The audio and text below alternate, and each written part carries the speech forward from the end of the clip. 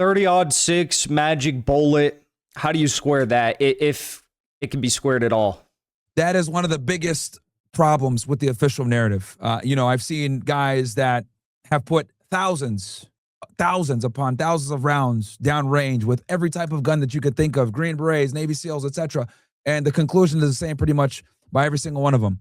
A 30-06 would have blown, Charlie's head open almost, right? God, I'm glad that didn't happen, obviously, right? But I think it pretty much every firearms and ballistic expert has come to the same conclusion, even when they do test shoots, right? This 30-06 is going through, cow vertebrae. It's going through cinder block. It's going through metal. It's an extremely powerful round. And the damage that we witnessed on camera simply doesn't line up with the ballistics, right? And then the ludicrous story that they gave to explain it away, it was a miracle, what's going on here, dude? Man of Steel, right when the Superman movie's coming out. Yeah, it's just absolutely nuts. So, I can see why so many people are skeptical. As everyone knows, Candace Owens and Erika Kirk, they had this secret meeting. I don't know why it had to be private, but they did it that way. And I don't know, she's kind of getting grilled in her comments. I think that'll probably change, but what did you make of this? I'll give my kind of official take on this whole situation, then we can kind of go and build from there. So both stories about the official narrative and some of the alternative narratives, I have questions on. I think both narratives have done a fantastic job of creating more questions than answers, right? The official narrative, obviously, the big gaping hole in that one is a 30-60 situation. Also, there's some questions around Tyler Robinson, how he escaped, what he was doing. We don't have the full footage of him taking a shot, even though we have the camera of him running across the top of the roof. Just a lot of things that aren't, a lot of anomalies there. But then at the same time, some of the alternative theories have holes in them as well, right? So my thing is, I'm just very interested in going to the trial. I think at this point, I got to go to the trial. I want to see the trial. I used to be an agent myself. I used to investigate this type of thing. So there's going to be a lot of things that are going to come out at trial that otherwise would have never came out to the press. So I think the trial is going to be, really big on seeing what evidence they have, who is actually involved, the raw evidence, the witnesses, everything has to come out at trial. So that's really the most transparent we're going to get is if we go to trial, which I hope they go to trial. Who knows if Tyler Robinson doesn't end up, Oswalded somewhere or if he takes a plea deal. But I think really the trial hopefully we'll be able to see everything, and it'll be a jury. So I understand that. My only thing is look at all the trials that they've purposefully scuffed up over decades and decades, especially these, high scale political assassinations. You mentioned Lee Harvey Oswald. Obviously, that one ended before it began. Yep. MLK. I mean, the guy was in prison till the day he died, James Earl Ray, and that was. Yep.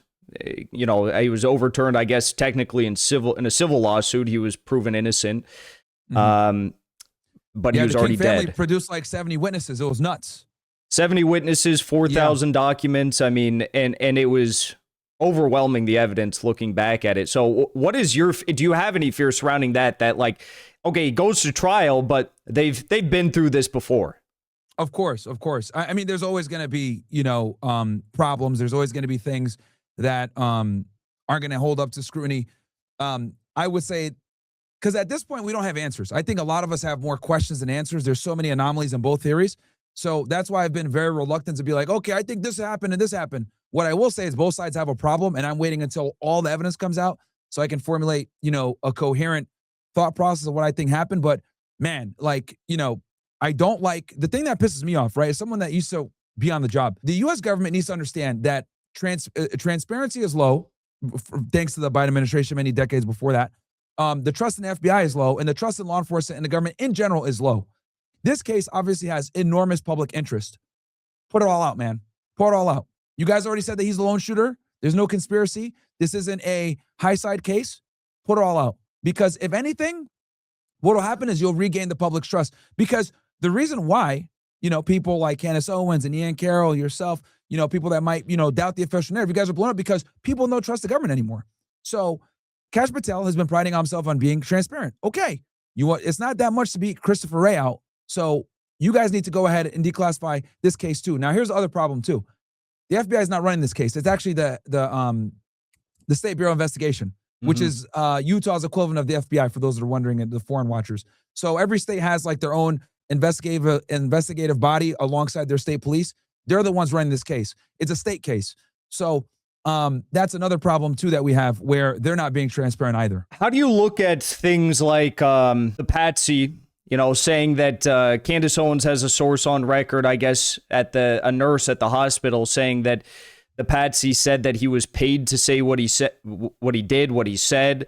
You have, the 30-6, I still don't understand. People bring up MLK, but it's like even MLK, even jawbone, very, very tough part of your skull, but it still had an exit wound. And the fragments supposedly went in through his shoulder or whatever after the 3-inch exit wound. How do you square those things? How do you square Kash Patel trying to stop Tulsi Gabbard and Joe Kent from looking into foreign interference in this case? I mean, like you said, there's a bunch of gaping holes, but there's also a lot of suspicious play here that I don't think could be squared in any way. For me to explain this, I'll kind of have to go through and explain 9/11 a little bit. So as you guys know, right? So the FBI is a law enforcement agency. The CIA is an intelligence agency. And law enforcement and intelligence are two different worlds. So the CIA operates internationally. You know this stuff already, Jackson, but I'm explaining maybe for the people that might not understand, right? Because a lot of people tend to conflate the FBI and the CIA, and they're two completely different agencies. So the FBI investigates. Their chief things are, foreign intelligence, terrorism, that type of thing, right? And especially when it has to do with a domestic nexus. The CIA is international. So when Joe Kent and Tulsi Gabbard, who, I think he's a higher up guy over at he's like Tulsi's second, right? At the DNI? Yep. Or is it CIA? He is at the DNI. DNI, right? Well, yeah. He's like Tulsi's like number 2. So technically, Tulsi Gabbard, she's the DNI, so she runs all the intelligence agencies, right? But the FBI is different because the FBI is not just an intelligence agency, they're also a law enforcement agency.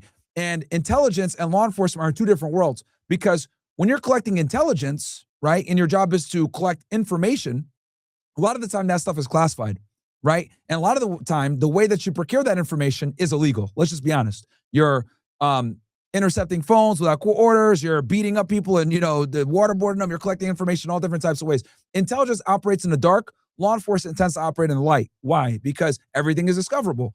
When you arrest someone and you bring them in front of a judge, you have to give everything over during the discovery process, all the evidence, to that attorney so they see everything that you collected. So for that reason, intelligence tends to not line up very well with law enforcement. So whenever you have like a criminal case like this, right, and intelligence agencies start getting in, law enforcement is going to obviously bucket that, because what might happen is intelligence agencies don't operate in the light. So they can compromise the case and things might become discoverable that aren't supposed to be discoverable, and it puts them in a very bad light. So I see why Kash Patel did that, because the FBI has always had problems with the CIA, right? Since 9/11, for a very long time, they haven't shared information. There's been a lot of problems with the IC and the FBI, because the FBI is one of the few agencies in the IC that is also a law enforcement agency, which is a completely different mission than an intelligence gathering agency. So that's why I suspect that they had the problems that they had. Does that make it right? No. But, coming from a law enforcement background,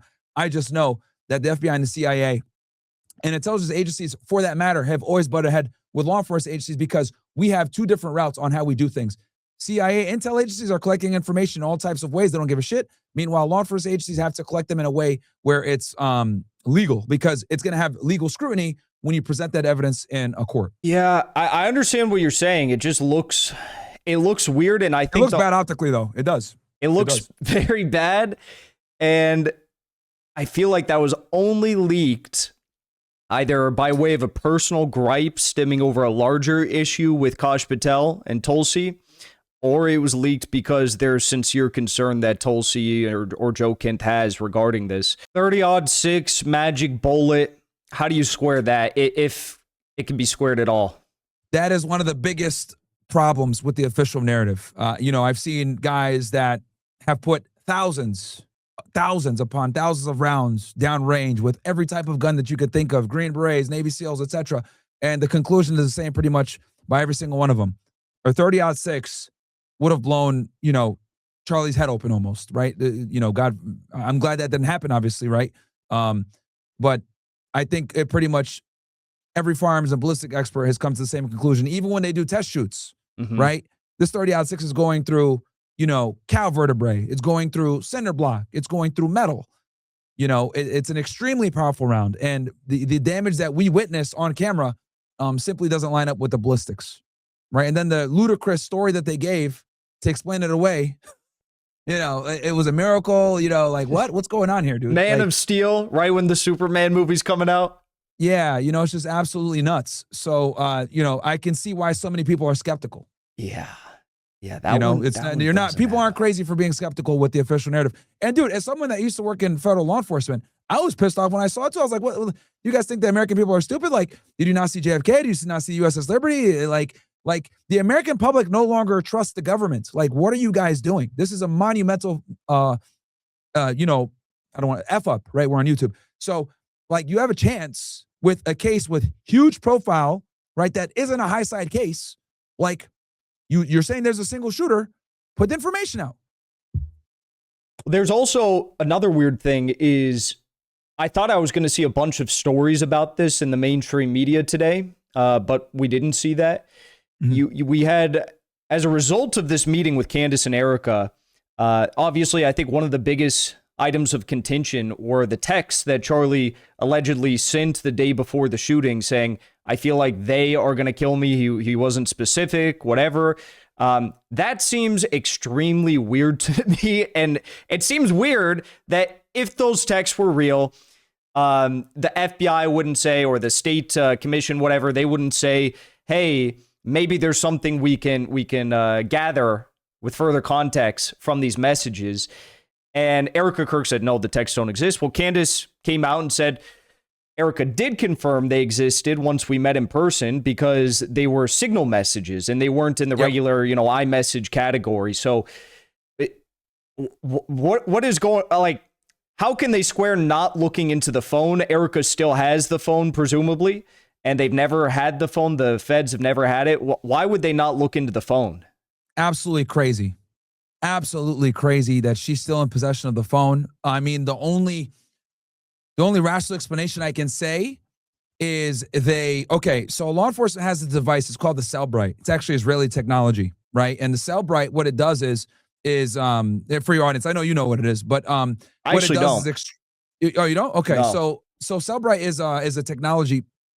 It's Israeli technology that law enforcement uses where they extract everything off of your cell phone, laptop, etc. Right? We call it dumping the phone in the law enforcement world. So, my thing is, the only way I can think in my head that they would give the phone back to her is they had to have extracted that phone. Now, here's the problem. Some Cellbrites, or depending on the phone, Cellbrites are 100% like the amount of information you're able to extract is contingent upon the type of phone, right?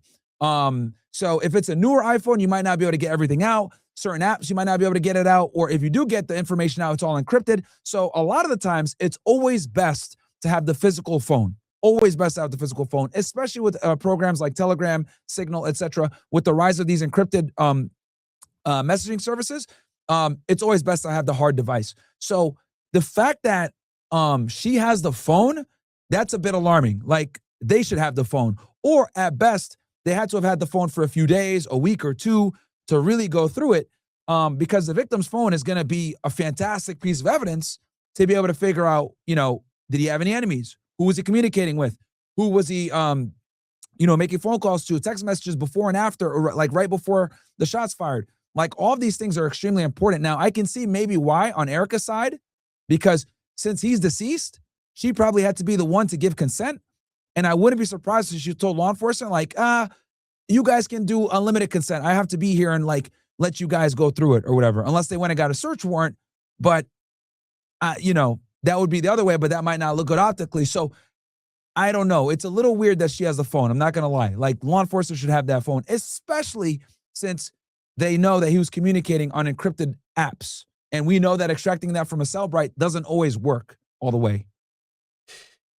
Yeah, it doesn't add up to me. I saw someone online say, well, the only person who should be worried about their phone being seized by the feds is Tyler Robinson and or any accomplices. But I would think that if Charlie felt as though someone was going to kill him, there were these public posts on Twitter. There was, anonymous posts on Twitter, people saying that, like, I feel like that would insinuate that someone knew something was up. Someone knew that there was something else going on beyond just Tyler Robinson.